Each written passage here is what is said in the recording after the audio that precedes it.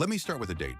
May 2026, Google I/O Sundar Pichai stands on stage, talks up Gemini 3.5 Pro, and tells the world, quote, "Give us until next month." Next month meant June. It is now the 10th of July, and Gemini 3.5 Pro still is not in your hands. The new promise is July 17th. If that date holds, and I want you to notice I said if, Google will have shipped its flagship model roughly 6 weeks after it told everyone it was basically ready.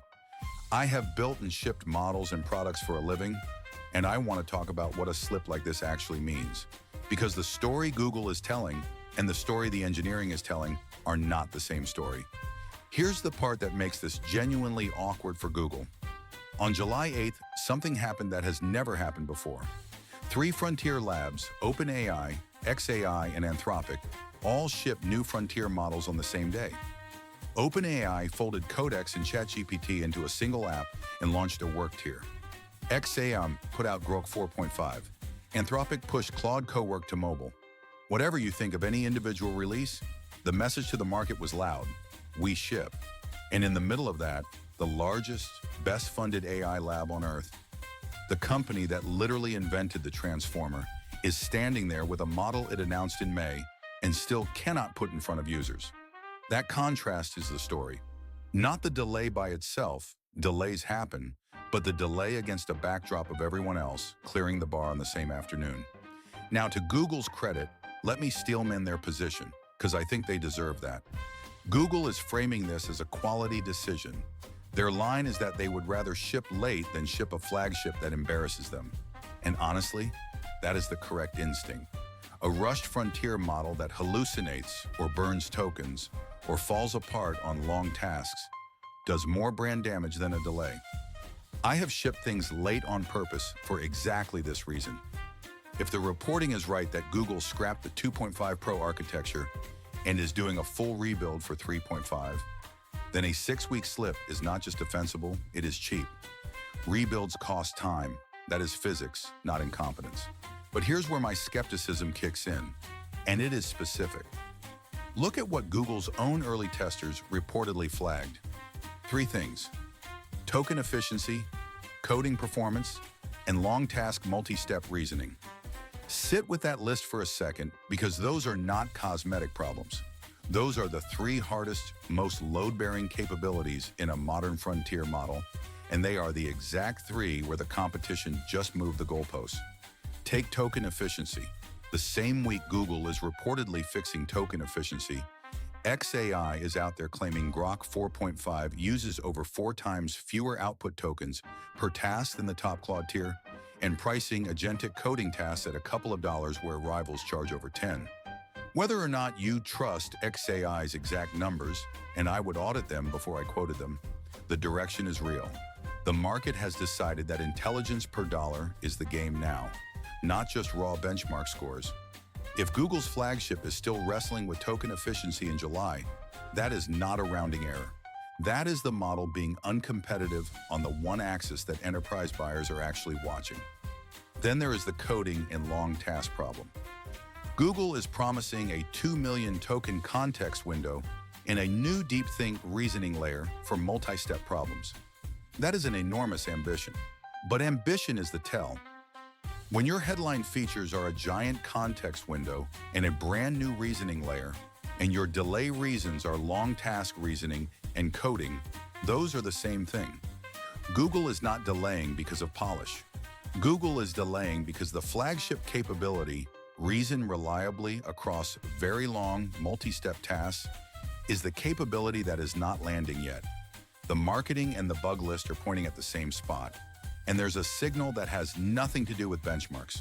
Reporting around this delay mentions senior Google researchers leaving, including for Anthropic, and a meaningful hit to Google's market value in the window around the miss, with one estimate putting it in the hundreds of billions.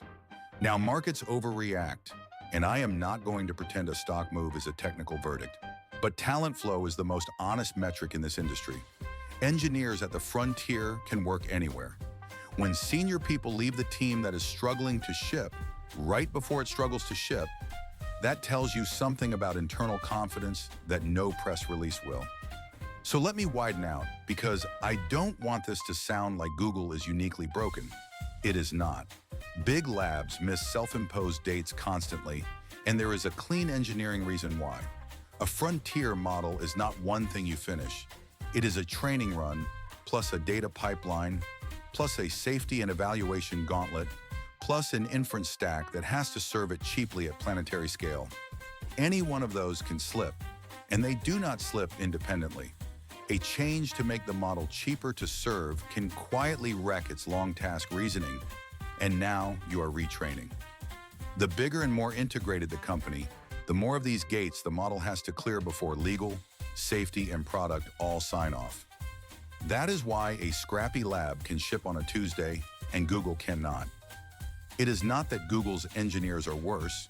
It is that Google has more to lose and more gates to clear, and every gate is a place to slip. And this is the part Google cannot wave away, that structural excuse has a shelf life. There is a difference between a delay and a pattern.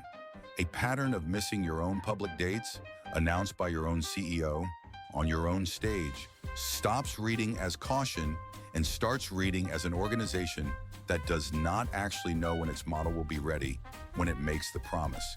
And in a market where 3 competitors just shipped on the same day, being the lab that cannot forecast its own launches is a real strategic problem, not just a PR bruise.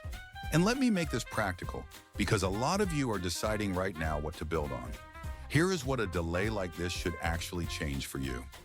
If you are picking a model for a real product this quarter, you cannot buy a roadmap promise. You buy what ships.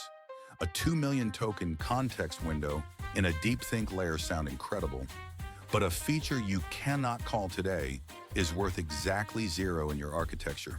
Meanwhile, your competitors are already wiring up the models that shipped on July 8th and shipping features while you wait. So do not pause your roadmap for Gemini 3.5. Build on what exists, keep your model layer swappable, and reevaluate on the 17th when there is something real to test. Vaporware is still vapor, even when it comes from Google. Bet on shipped, not on stage promises. So here's my verdict. The delay itself, defensible. A full architectural rebuild justifies 6 weeks, and shipping late beats shipping broken. I will not dunk on Google for choosing quality, but the reasons behind the delay, token efficiency, coding, long task reasoning, tell me Gemini 3.5 Pro is late because the hard parts are genuinely hard and genuinely not done, not because Google is buffing a finished product. And the pattern of missed public dates tells me Google's real problem is not the model. It is a forecasting and organizational problem, promising on a stage what the lab cannot yet predict in the training run. My call. July 17th is plausible, but it is not safe. If it slips again, that is the signal that matters, and it will matter far more than any benchmark Gemini 3.5 posts on day 1. Ship dates are a capability. Right now, Google's is behind. If this was useful, subscribe. I do one of these every day, calling the hype straight, backed by how this stuff actually gets built. I will see you in the next one.